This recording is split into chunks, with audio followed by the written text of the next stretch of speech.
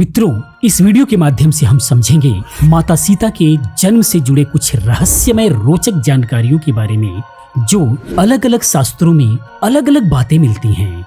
मैं आज भी हैरान हूँ कि आखिर में सच्चाई है क्या, क्योंकि कोई भी इंसान एक ही तरीके से पैदा हो सकता है, एक ही तरीके से आ सकता है। कई जगहों से तो एक ही इंसान पैदा नहीं होगा। तो आखिर में सच्चाई क्या है और वो क्या क्या रहस्य मिलता है, क्या क्या बातें मिलती हैं, उन सब के बारे में हम लोग इस वीडियो के अंदर बात करेंगे। इसे समझने के लिए इस वीडियो को लाइक करें, बहुत ही रोचक जानकारी मिलने वाली है। और चैनल पर पहली बार हैं तो चैनल को सब्सक्राइब करें, क्योंकि इस टाइप की वीडियोस को मैं लेकर के आता रहता हूँ। तो आइए दोस्तों, हम समझते हैं, बात करते हैं। तो हम में से ज्यादातर लोग रामायण के केवल उस संस्करण के बारे में जानते हैं जिसमें बहन सुपर्णखा की नाक कटने के बाद बदले की आग में झुलस रहा रावण देवी सीता का अपहरण कर लेता है।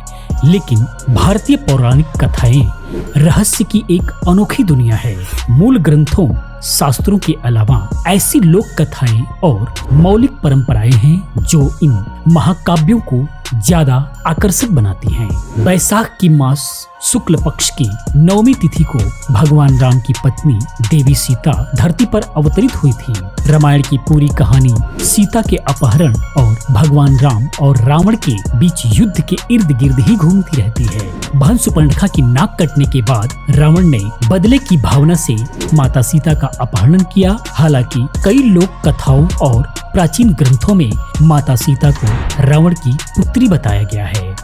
ऐसा कहा जाता है कि माता सीता का जन्म धरती से हुआ था। राजा जनक को खेत जोतने के दौरान सीता एक कलश में मिली थी। राजा जनक सीता को घर ले आए और उनकी परवरिश की। उत्तर पश्चिम में रामायण के एक संस्करण के मुताबिक सीता को मेनका की दिव्य संतान कहा जाता है, जिसे राजा जनक ने गोद लिया था। कुछ ग्रंथों में माता सीता को जनक की असली पुत्री बताया गया है। वहीं रामायण के कुछ संस्करणों में माता सीता को वेदवती का अवतार बताया गया है।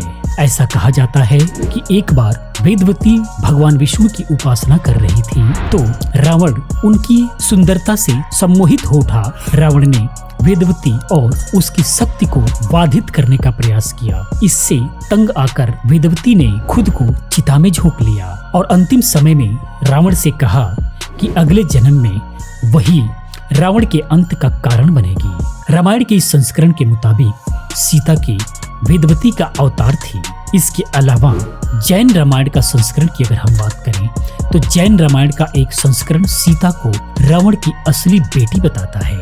इस संस्करण के अनुसार मंदोदरी को जब सीता के रूप में संतान प्राप्त हुई तो रावण बहुत ही खुश हुआ। लेकिन जैसे ही ये भविष्यवाणी हुई कि सीता ही रावण के विनाश का कारण बनेगी, उसके तुरंत बाद सीता को कहीं दूर छोड़ने का आदेश दे दिया। हालांकि रावण ने हमेशा सीता के ठिकाने पर नजर बनाए रखी। जब रावण को पता चला कि सीता किसी जनक राजा को खेत में मिली है तो वह बहुत ही प्रसन्न हुआ कि उसकी बेटी आज भी एक रानी की जिंदगी बिताएगी। जैन रामायण के अनुसार रावण अपनी बेटी सीता के स्वयंवर में भी शामिल हुआ था। रावण यह जानकर काफी खुश हुआ था कि उसका विवाह अयोध्या के राजा राम से हो रहा है।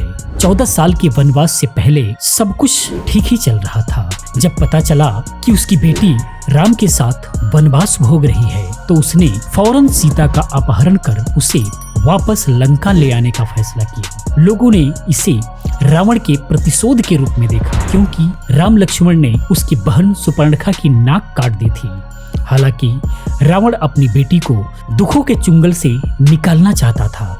यहाँ तक कि रावण की पत्नी मंदोदरी ने भी सीता के प्रति उसके प्रेम को गलत समझा, क्योंकि वह नींद में भी माता सीता का नाम दोहराता था और सीते सीते बुलाता था। तो इस तरीके से दोस्तों बहुत सारे तथ्य, बहुत सारे रोचक ऐसी कहानियां मिलती हैं जो हमेशा हमें भ्रम में डालती हैं कि आखिर सच्चाई है क्या। यहाँ पर भी हमें भ्रम होता है कि आखिर सच्चाई क्या है।